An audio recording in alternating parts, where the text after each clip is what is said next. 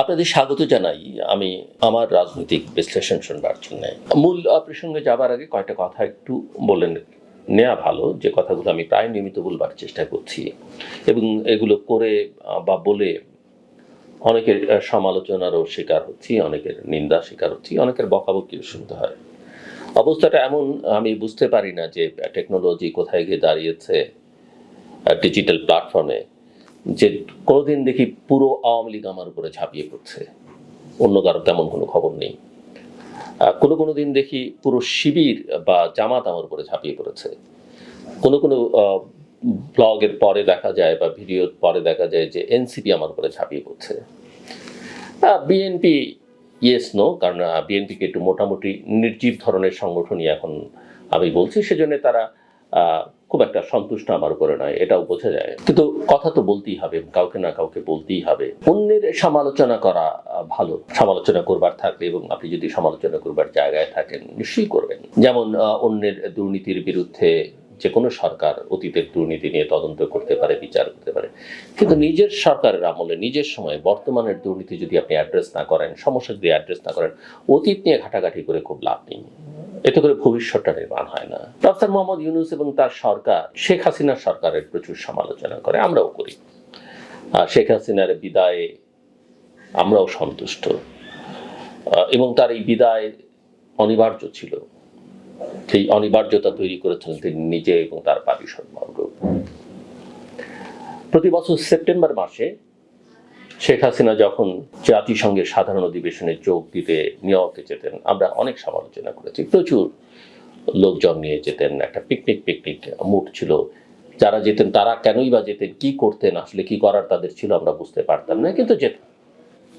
প্রধানমন্ত্রীর সঙ্গে যাওয়া তো শরীরে একটা আলাদা উত্তাপ তৈরি হয়, আর উনিও হয়তো যে কোনো কারণেই নিয়ে যেতেন। কিন্তু পৃথিবীর অনেক উন্নত দেশ বা অনেক দেশেরই এত লটবহর বা প্রতিনিধি দলে এত সদস্য আমরা দেখি না। অনেকের তো একেবারেই ছোট, হাতে গোনা, এই আঙুল দিয়ে 2-4-5 জন নিয়ে যান। তো শেখ হাসিনার সব বদলে ফেলতে হবে, পাল্টে ফেলতে হবে, শুনতে ভালো লাগে, কিন্তু কিছু কি বদলাচ্ছে?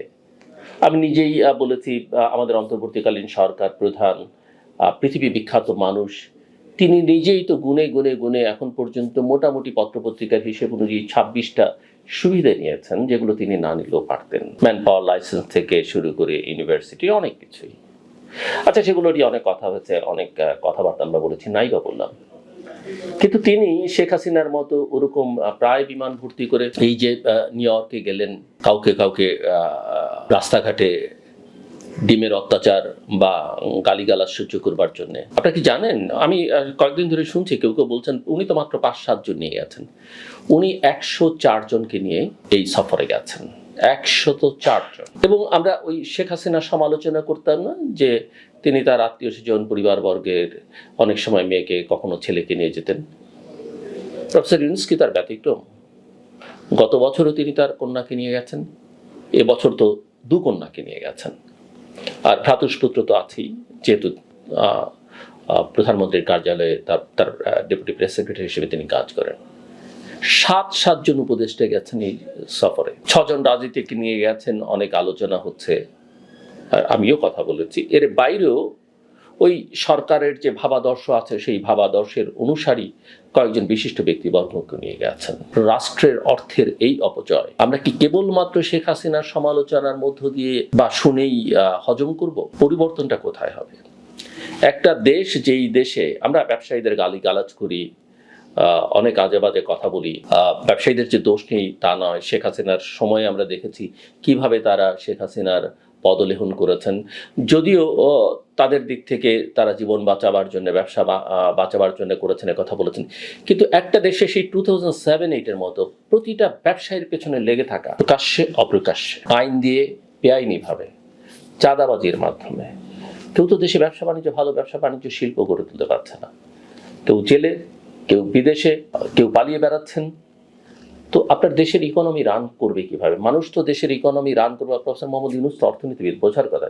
ইকোনমি রান করবার জন্য সেখানে অক্সিজেন দিতে হয়, সেখানে ক্ষতিকর কাউকে কাউকে অনেক সময় বাঁচিয়ে রাখতে হয়, আপনি সেটা তো করছেন না। শেখ হাসিনার আমলের অনেক সমালোচনা আমরা করেছি, বা বিএনপিরও যখন ক্ষমতায় ছিল অনেক সমালোচনা আমরা শুনেছি বা করি, কিন্তু এই সরকার কি করছে? এই যে তার এক একটা উপদেষ্টার বিরুদ্ধে এত দুর্নীতির অভিযোগ, এই যে একজন উপদেষ্টার বিরুদ্ধে হাঁস খাওয়া থেকে শুরু করে দুনিয়ার অভিযোগ, কোনো ব্যবস্থা নেই। আজকের পত্রিকায় দেখেন না, খবর বেরিয়েছে যে তিনি তার এলাকায় কিভাবে আইন কানুনের তোয়াক্কা না করে কাজকর্ম করছেন। এবং শুধু তাই নয়, মন্ত্রী পরিষদ সচিবকে নিয়ে কথা বলা হচ্ছে, তারা সব একই পথে হাঁটেন। আগে এগুলো দেখতাম আমরা বিভিন্ন সরকারের সময়, কোন মন্ত্রী কোন সচিব নিজের এলাকায় কিভাবে করছে, বেআইনিভাবে কি কাজ করছে, এমনকি রাষ্ট্রপতিকে নিয়ে কথা বলা হচ্ছে। তো পরিবর্তন কোথায় হলো? আজকে তো সে একই জিনিস হচ্ছে। এবং আমরা একটি বারের জন্য দেখলাম না যে প্রফেসর মোহাম্মদ ইউনূস অন্তর্বর্তীকালীন সরকার প্রধান কোনো একজনের বিরুদ্ধে কোনো ব্যবস্থা নিচ্ছেন না।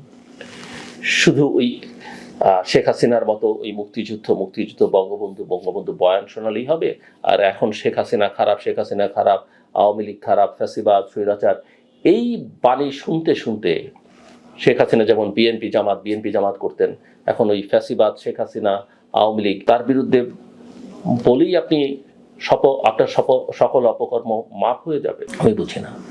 আর এই যে কিসের ড্রামা, কিসের নির্বাচন করবেন? নির্বাচন খেলা হচ্ছে, আবার এর মধ্যে বিএনপিকেও মোটামুটি অনবোর্ড করে ফেলেছেন। আমার তো মনে হয় না এত টাকা খরচ করে এই ধরনের নির্বাচন বাংলাদেশে দরকার আছে। নির্বাচন যদি টেবিলে হয় বা টেবিলের নিচে যদি আন্ডারস্ট্যান্ডিং হয়, তাহলে এত টাকা খরচ করার দরকার কি? বলেন না, ওই যে এত এখন আপনারা সংবিধান পাল্টে ফেলবেন বলছেন, এটা করবেন ওটা করবেন, কিচ্ছু দরকার নেই।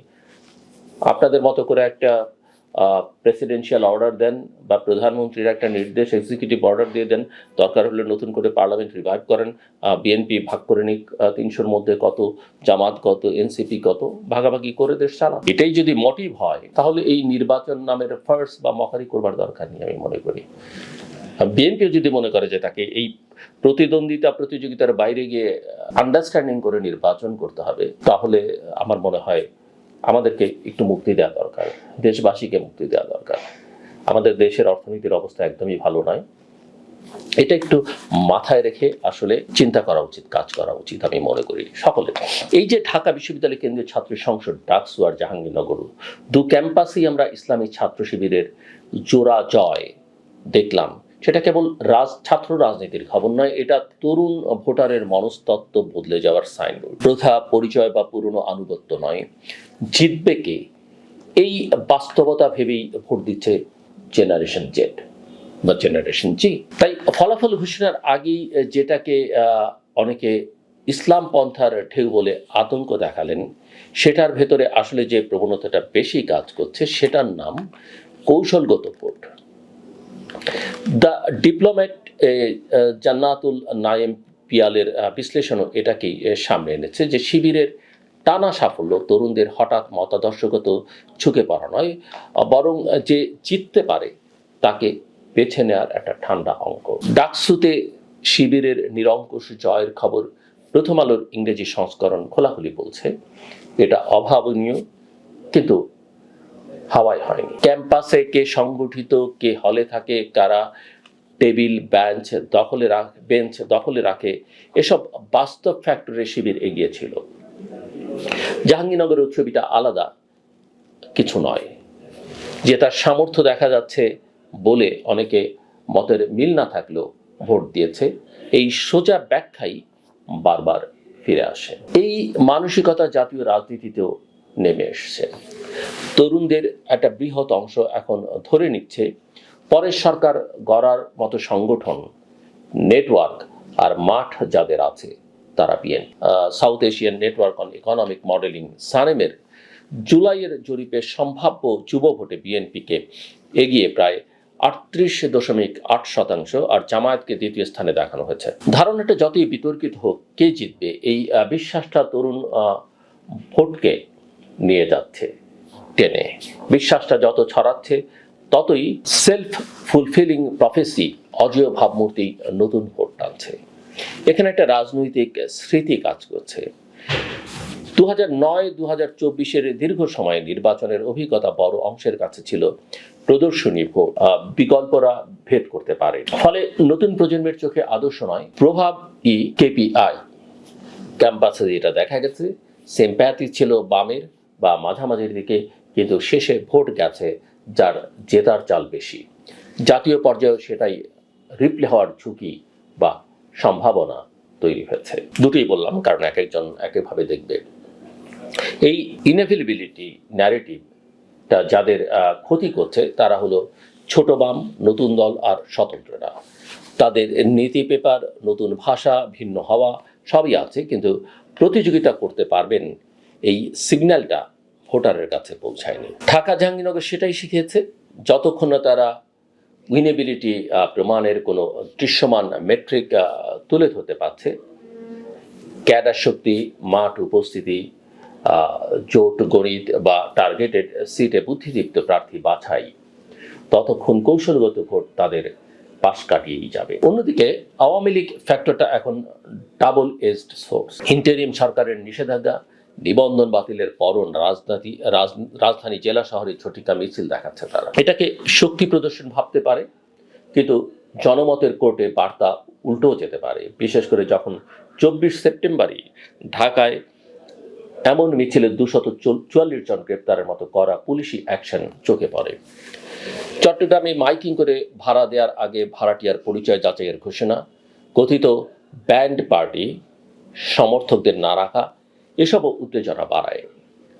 রাজপথে প্রতীকী শক্তি দেখাতে গিয়ে ভয়ের রাজনীতি ইমেজ আরও পোক্ত হতে পারে। ডায়াসপোরা ফ্রন্টে উত্তাপ। জেএফকে এয়ারপোর্টে এনসিপির আক্তার হোসেনের মাথায় আসলে নয়, এটা পিঠে ডিম নিক্ষেপ, টার্গেটটা ছিল মাথায়। তাসনিম জারার প্রতি কটূক্তি, এসব ঘটনাকে ঘিরে তুমুল প্রতিক্রিয়া। একই সঙ্গে আগস্টে নিউ ইয়র্ক কনসুলেটে তথ্য উপদেষ্টাকে ঘিরে হামলার চেষ্টার খবর। সব মিলিয়ে প্রবাসী রাজনীতির ট্রান্সন্যাশনাল রূপটা আরও স্পষ্ট। সমস্যা হলো এতে ভেঙে পড়া রাষ্ট্রীয় প্রোটোকল আর নিরাপত্তাহীনতার ইমেজ তৈরি হয়, যা শেষতক মূলধারার ভোটারদের বিরক্তি বাড়ায়। এদিকে নিষেধাজ্ঞা, নিবন্ধন স্থগিত, এই দুই প্রশাসনিক পদক্ষেপ আওয়ামী লীগের জন্য অপরাধী পার্টি ফ্রেমিং তৈরি করলেও রাজনীতির মাঠে নিষিদ্ধ কিন্তু উপস্থিত এই দ্বৈততা বাড়ছে। আন্তর্জাতিক মিডিয়ার ভাষায় দলীয় কার্যক্রম নিষিদ্ধ, রেজিস্ট্রেশন স্থগিত থাকলেও সংঘাতে জর্জরিত প্রেক্ষাপটে এটা গণতান্ত্রিক বহুত্বের জন্য অশনি সংকেত। এই ন্যারেটিভও শুনতে হচ্ছে। ফলে প্রতিপক্ষকে জঙ্গি বা ব্যান্ড বলে দাবিয়ে থামিয়ে রাখা গেল, জনসমর্থনের উৎস ঠিক কতটা ক্ষয়ে গেল তার উত্তর রাজপথই দেবে। এখানেই বিএনপির কৌশলগত সুবিধা। তাদের সব বিতর্ক মিটে গেছে একথা কেউ বলছে না। সংগঠন, লিডারশিপ, জোট সব জায়গাতেই প্রশ্ন আছে, কিন্তু ক্ষমতায় যেতে পারে একমাত্র তারাই এই বিশ্বাসটা টিকে থাকলে, এবং তারা যদি নির্বাচনী ঘড়ির কাঁটা দৃশ্যমানভাবে এগিয়ে দেয়, তাহলে কৌশলগত ভোট তাদের দিকে স্রোতের মতো যাবে। গেম থিওরির ভাষায় অ্যাগ্রিগেশন অব এক্সপেকটেশনস, যত বেশি মানুষ ধরে নেয় আপনি জিতবেন, তত বেশি মানুষ আপনাকে ভোট দেয়, আবার সেই ভোটেই জেতা নিশ্চিত হয়। ক্যাম্পাসে যা ঘটে গেছে, জাতীয় মাঠে তার রিপিটেশন থামাতে হলে প্রতিপক্ষদের এখনই দেখাতে হবে আমরাও জিততে পারি।